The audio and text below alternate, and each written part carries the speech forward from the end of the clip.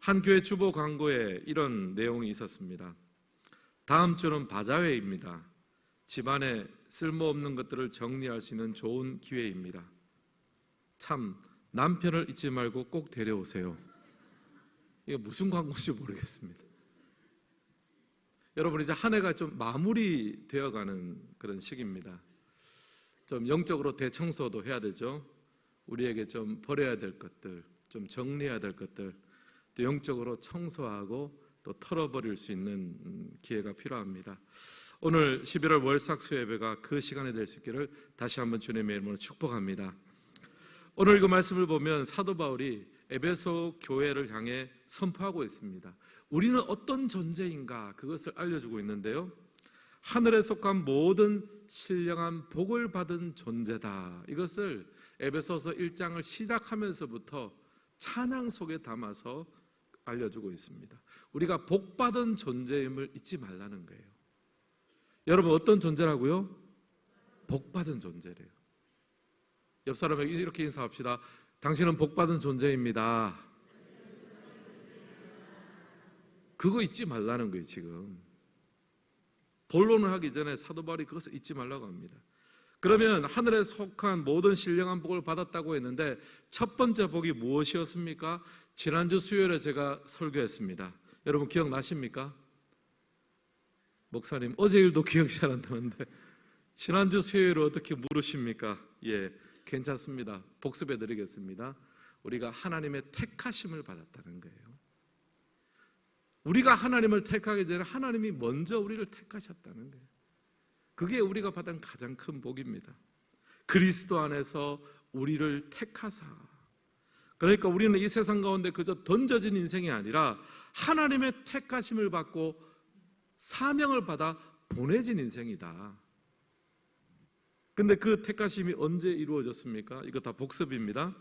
4절에 보면 창세전에 그리스도 안에서 우리를 택하셨다. 여러분, 창세전이라는 것은 우리가 이해하기 참 어렵습니다. 이해할 수가 없죠.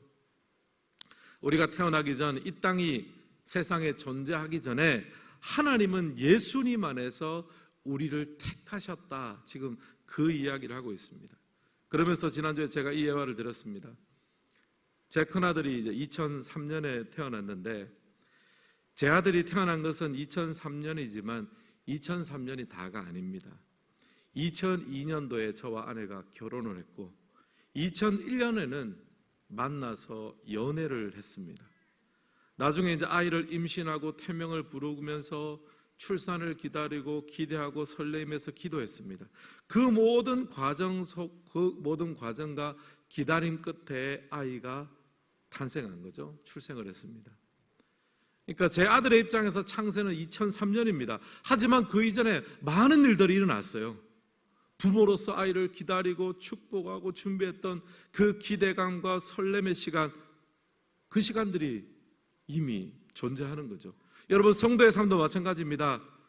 우리가 이 땅에 존재하고 어떤 삶을 사는 것은요, 그냥 우리가 태어나서 그때부터 시작하는 것이 아닙니다. 하나님의 창세전부터, 그것이 언제인지는 우리는 알 수 없으나 오랜 계획과 오랜 기다림과 하나님의 오랜 애씀 끝에 우리가 이 땅 가운데 존재하고 살아간다는 거예요. 이것을 깨닫는 것이 하늘에 속한 첫 번째 신령한 복을 누리는 것입니다. 우리가 정말 그냥 던져진 존재가 아니라 하나님의 오랜 계획 끝에 이 땅 가운데 우리가 존재하고 태어나고 그 하나님이 허락하신 사명을 가지고 살아가고 있다는 이 자부심, 이 자존감을 가질 수 있기를 주님의 이름으로 축복합니다. 오늘은 하늘에 속한 신령한 복 두 번째 시간입니다. 이렇게 택함받은 자가 이제 어떻게 살아갈 것이냐. 두 번째 복은 무엇이냐 하면은 하나님의 자녀로서 살아가는 복입니다. 우리 5절 말씀 같이 한번 읽겠습니다. 그 기쁘신 뜻대로 우리를 예정하사 예수 그리스도로 말미암아 자기의 아들들이 되게 하셨으니 아멘.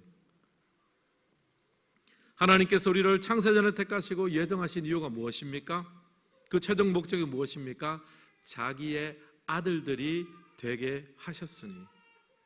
이것이 하나님이 우리를 택하신 최종 목적입니다. 그냥 단순하게 우리를 죄 없이 만들고 혹은 단순하게 우리를 구원하는 것으로 끝나는 것이 아닙니다. 당신의 자녀로서 그 자녀된 특권과 자녀된 능력으로 이 땅을 또 영혼의 삶을 살아갈 수 있도록 하는 것이 하나님의 복입니다. 하나님의 선택의 목적이에요. 여러분 기억하실런지 모르겠습니다. 배너라는 영화가 있었잖아요. 사실 저도 배너라는 영화를 막 봤던 그런 세대는 아닙니다만 나중에 이제 TV나 이렇게 좀 접하게 됐습니다. 배너 그 영화를 보면요, 배너가 예루살렘의 귀족이었습니다. 근데 옛 친구 메살라라는 사람이 예루살렘에 이제 로마군 사령관으로 오게 됐습니다. 근데 배너는 유대 민족의 자부심을 가지고 살았고 이 옛 친구 메살라는 이제 로마 사람이 된 거예요. 로마에 충성하는 사람이 되었습니다. 그럼 이제 사사건건 서로 이제 부딪히게 되는 거죠.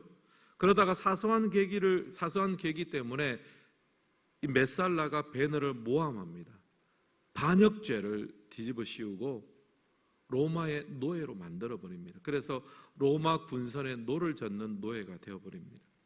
그런데 이 배너가 이제 거기서 노를 젓다가 전쟁이 벌어져서 마침 그 전쟁에서 아리우스라는 장군의 목숨을 구해주면서 자유인이 되고 이 아리우스 장군이 배너를 굉장히 좋게 여겨서 양자로 입양이 됩니다.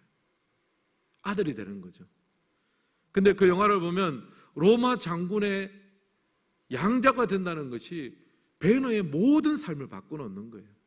바로 전까지만 해도 그냥 그 노예로 군선을 졌고 그냥 사람 이하의 취급을 받았는데 양자가 되고 나니까 로마 시민급을 갖고 로마 장군의 모든 것들을 다 물려받는 상속자가 되니까 뭐 완전히 바뀌게 되는 거죠.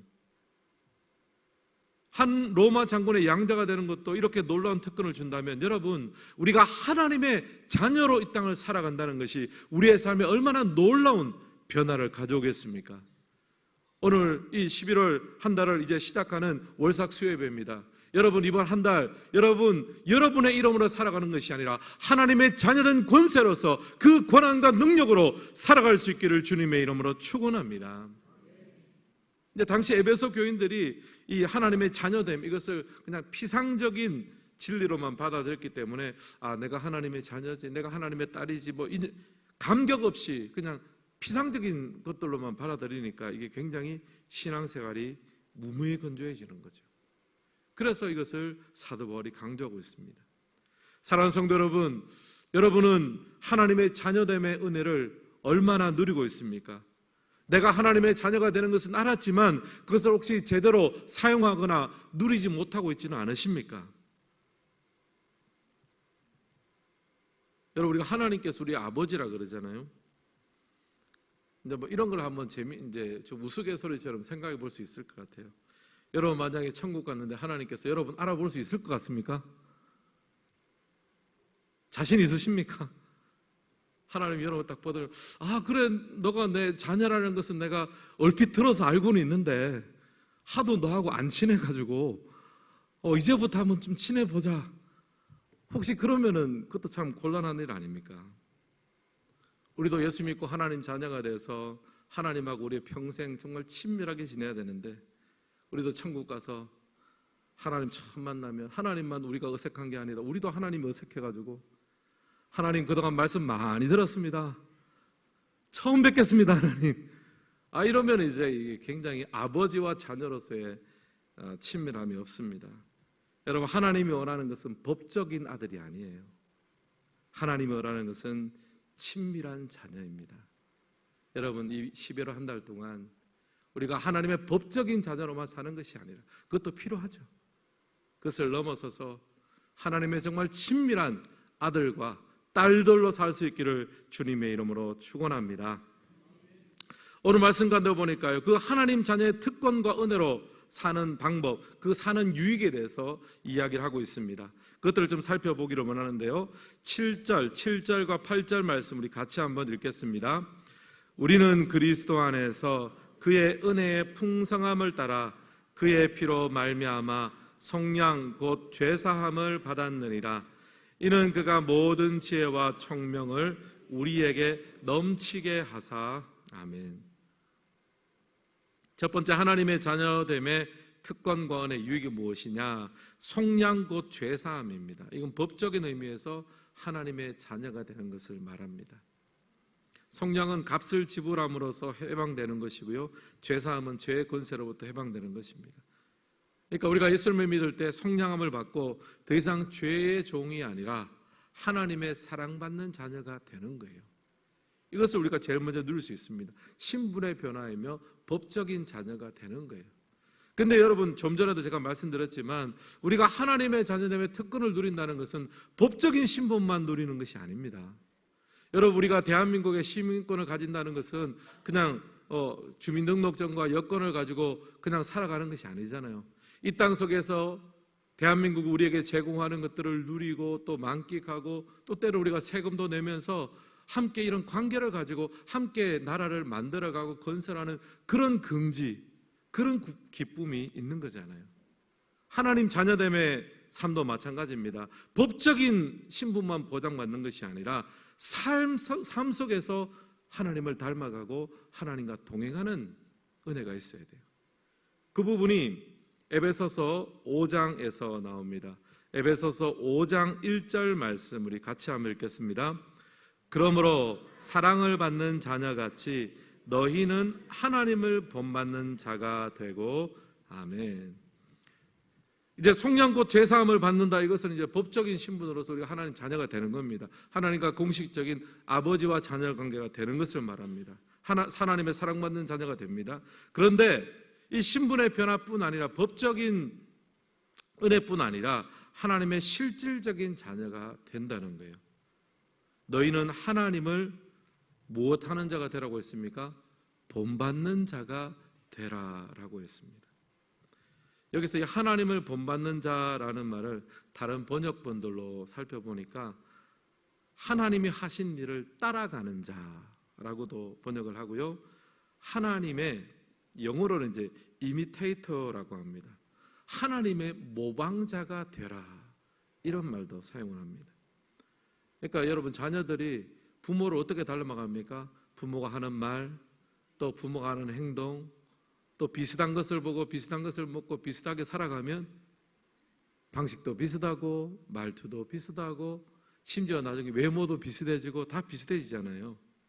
그러니까 하나님을 본받는다는 것은 하나님의 하신 일을 따라가는 것, 팔로우가 되는 것이고, 그리고 하나님 자체의 이미테이터, 모방자가 되는 것입니다. 근데 이게 바로 복받는 길이래요. 하나님의 자녀가 되는 것, 하나님의 자녀로 사는 것이 가장 큰 하늘에 있는 신령한 복을 받는 길입니다. 그러면서 이 5장에 보면요, 2가지 정도의 샘플이 나옵니다. 하나님을 닮아간다라고 함에 있어서 2가지 케이스가 나와요. 그 중에 하나가 이제 우리 행함의 부분인데요, 에베소서 5장 2절에 보면요, 사랑 가운데서 행하라라고 나옵니다. 여러분, 우리가 하나님을 본받는 자가 되고 싶다면요, 사랑 가운데서 행하는 사람이 되어야 됩니다. 근데 여기서 사랑이라는 것은요, 그리스도가 우리를 사랑하신 것처럼 너희도 사랑 가운데 행하라라고 했습니다. 그러니까 여러분, 우리가 하나님을 닮아가는 사람이 된다는 것은 이 주님의 사랑을 우리도 감당한다는 거예요. 근데 여러분 아시겠지만 사랑에는 수고가 따릅니다. 예수님이 우리를 사랑하는 것처럼 사랑하라는 말은 예수님이 우리를 위해서 무엇을 지셨습니까? 십자가를 지셨습니다. 누군가를 사랑한다는 것은 십자가를 지는 것입니다. 누군가를 사랑한다는 것은 수고하는 것입니다. 누군가를 사랑한다는 것은 헌신하는 거예요. 그런데 오늘날 이 세상은요, 수고와 헌신이 없는 사랑 이야기로 가득 찹니다. 그냥 감정만의 사랑을 이야기합니다. 근데 여러분, 우리가 하나님을 본받는 자, 하나님의 팔로우가 되려면요, 수고하는 사랑을 해야 되는 거예요. 헌신이 있는 사랑, 십자가를 지는 사랑이 우리에게 필요합니다. 오늘 여러분, 우리가 11월 달 한 달의 삶을 우리가 하나님께 맡긴다면요, 우리가 이렇게 기도했으면 좋겠습니다. 하나님, 제 삶에 수고와 헌신이 있는 사랑의 삶을 살게 하여 주시옵소서. 여러분, 이 밤에 한번 기도하시면서 떨려 보십시오. 이번 한 달 동안 내가 누구를 사랑한다라고 말할 때 내가 그 사람을 위해서 무엇을 헌신할 것인가? 내가 그 사람을 위해서 어떤 수고를 할 것인가? 여러분 그것을 좀 결단하고 다짐했으면 좋겠습니다. 그리고 에베소서 5장에 보면 두 번째 샘플이 나오는데요. 우리의 언어 생활에 대한 것입니다. 제가 한번 읽어드리겠습니다. 에베소서 5장 4절 누추함과 어리석은 말이나 희롱의 말이 마땅치 아니하니 오히려 감사하는 말을 하라라고 합니다. 말의 영역에서 예수님을 닮아간다는 것, 그것을 이야기하는데 첫 번째는 무엇입니까? 누추한 말을 하지 말래요. 누추한 말이 어떤 말이겠습니까? 좀 추잡한 말, 더러운 말, 비속어, 제가 이야기 입에 안 담아도 여러분 더 잘 아실 거라고 믿습니다. 그게 하나님 자녀하고 안 어울린대요. 그게 또 어리석은 말, 어리석은 말 정말 많죠. 또 희롱의 말, 희롱의 말은 여러분 우리가 농담도 하지 않습니까? 농담도 종류가 있는데 사람을 세워주는 농담이 있고 사람을 끌어내리고 좀 사람을 낮추고 그런 자기 비하하는 그런 농담들이 있습니다. 그런 농담들은 하는 사람은 그냥 재미로 했는데 듣는 사람은 어떻게 됩니까? 상처가 되는 거죠. 희롱의 말입니다. 그런 희롱의 말은 하나님의 자녀에게는 맞지 않는 말이에요. 그럼 하나님의 자녀에게 맞는 말은 무슨 말입니까? 오히려 감사하는 말을 하라. 메시지 성경에 보니까요, 이 감사하는 말을 하라, 이것을 재미있게 표현했습니다. 어떻게 표현했냐면 감사하는 말은 성도의 사투리다 그래요. 성도의 사투리다. 여러분 사투리가 잘 고쳐지겠습니까? 여러분 잘 안 고쳐지죠. 여러분 아시다시피 저는 100% 완벽한 서울말을 구사하고 있습니다. 여러분 아무도 안 믿으시잖아요. 사투리는 잘 못 고쳐요. 못 고칩니다. 자기 그 사투리를 못 고치는 거예요. 부모에게 배운, 어렸을 때 배운 그 말투 어떻게 고치겠습니까? 다 남아있죠. 근데 성도의 삶에 사투리가 있대요. 뭐라고요? 감사하는 말이에요. 성도는요, 감사하는 거예요. TV에도 보면 어떤 인터뷰나 이런 거 보면요, 어떤 사람이 다 이야기하다가 이런저런 어려움이 있어서 그래도 참 감사합니다 이 말 하잖아요. 거의 100% 크리스찬입니다. 성도는요, 마지막을 감사로 끝내게 돼 있어요. 그래서 감사합니다. 그 말 들으면 저 사람 교회 다니는 사람이구나 찾아보면 거의 맞는 말이에요. 성도의 사투리는 감사한 말이에요. 신약 성경에 보니까 사도 바울이 감옥 속에서 하나님께 감사합니다. 감사의 예를 찾으려면 한이 없이 찾을 수 있습니다. 또 구약 성경에 보니까 다니엘이 바벨론에서 굉장히 고생하면서 그러나 항상 그 예루살렘을 향하는 그 창문을 열어놓고 하나님 앞에 감사하며 기도했습니다. 성도의 사투리는 감사하는 말입니다. 마침 지난 주일이 추수감사 주일이었잖아요. 그래서 제가 이제 설교를 준비하면서 제가 이제 칼럼도 좀 썼는데 주보의 칼럼에 그렇게 기록이 되어 있습니다. 제가 일상 속에서 작은 감사 10가지를 기록했는데 여러분 보신 분 있으신지 모르겠습니다. 제가 한번 살짝 읽어드리겠습니다. 어떤 게 감사할까 생각을 하다가 그냥 한번 쭉 적어봤는데 10가지를 진짜 순식간에 적었어요. 순식간에. 첫 번째가 뭐냐 하면 오늘 새벽 기도회를 인도하고 뜨겁게 기도할 수 있어서 감사합니다. 냉랭하게 기도할 수도 있잖아요. 어떨 때는 또 그냥 조용하게 기도할 수도 있는데 그날따라 좀 뜨거운 마음을 주셔서 뜨겁게 기도할 수 있어서 감사했고요. 두 번째, 목양실에서 향긋한 커피를 내려 마실 수 있어서 감사합니다. 저도 목양실에서 있는 시간이 좀 많다 보니까 또 종종 커피도 마시는데 또 커피 마시고 싶을 때마다 사서 마시거나 또 나가서 시간도 걸리고 돈도 드니까 커피 콩을 사서 갈아서 마십니다. 여러분 커피 맛이 궁금하시면 한번 오세요. 제가 아주 그냥 엄청난 실력으로 맛있는 커피를 내려드리도록 하겠습니다. 목양실에서 향긋한 커피를 내려 마실 수 있어서 감사합니다. 얼마나 감사해요. 세 번째, 출근할 수 있는 교회가 있어서 감사합니다. 여러분 집을 나서서 어딘가 가서 일할 수 있고 이거는 축복이에요. 얼마나 축복인지 몰라요. 네 번째, 제 신방을 기다리는 성도가 있어서 감사합니다. 여러분 우리 이렇게 미자리 교회나 어려운 교회 가면요 성도가 몇 명 없습니다. 목사님이 성도를 신방하고 싶어도 신방할 수 있는 성도가 없어요. 회사에 일하러 나갔는데 일할 거리가 없다고 생각해 보세요. 그게 얼마나 고역입니까? 제 신방을 기다리고 있는 성도가 있어서 감사합니다. 또 다섯 번째, 제자훈련 과제를 점검하고 훈련을 준비할 수 있어서 감사합니다. 또 여섯 번째, 점심에 함께 식사할 수 있는 교역자와 직원들이 있어서 감사합니다. 또 한 공간에서 함께 한솥밥을 먹으면서 동력하는 사람이 있어서 감사하고요. 일곱 번째, 성도들의 장례를 치르고 함께 울어줄 수 있어서 감사합니다. 일곱 번째, 가족들의 일상에 유지될 수 있도록 하심에 감사합니다. 또 아홉 번째, 친구 목사님의 모친상에 조의금을 보내고 위로할 수 있어서 감사합니다. 너무 멀리서 해서 가지는 못했습니다. 근데 조의금을 보내고 위로할 수 있어서 감사했고요. 마지막으로 나를 믿어주고 동력하는 당회원과 성도님들로 인해 감사합니다. 잠깐 앉아서 몇 분 아닌데도 썼어요. 아마 1시간 정도 쓰면 100가지도 쓸 것 같아요. 진짜 쓰려면 다 쓸 것 같아요. 왜 그런지 아십니까? 하나님 자녀는요 방언이 있는데 사투리 못 고치는 사투리가 있는데 하는 일마다 하는 말마다 모든 사건 속에서 하나님의 일하심을 보고 감사하는 습관이 있는 거예요. 여러분 이번 11월 달 여러분 이 천국의 사투리 여러분 성도의 방언이 여러분의 것이 되기를 주님의 이름으로 축원합니다.